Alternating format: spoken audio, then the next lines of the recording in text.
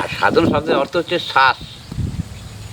তোমার নিঃশ্বাসের যার কন্ট্রোল নাই তার কিছু না কোনো জিনিসে কন্ট্রোল। সাধু মহন্ত ঋষি মুনি যার নিঃশ্বাসে কন্ট্রোল নাই তার কিচ্ছু নেই। বাউল সাধনাই বলুন, কালী সাধনাই বলুন, সবের মধ্যেই সেই একই নিবদ্ধ। আগে আছে শ্বাস।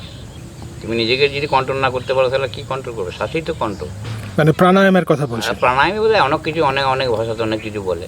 না, ইষ্টমন্ত্র জপ করতে করতেই তো ওইটা প্রাণায়াম হয়। শ্বাসের ক্রিয়া, যার শ্বাসের ক্রিয়া আছে সে যদি কন্টিনিউ শ্বাসের ক্রিয়া করতে থাকে তা সেটা আস্তে আস্তে তার দেহের মধ্যে বিলীন হয়ে যাচ্ছে। মনে করো 1 ঘন্টায় আমি 10 বার শ্বাস নিতাম, সঙ্গে অত বলছি না আমি, সেটা সাধন করতে করতে আসে 9-এ গেল, 8-এ গেল, 7-এ গেল, 6-এ গেল, 5-এ গেল, যে এক সময় আসে কি সেটা 0-তে আসে।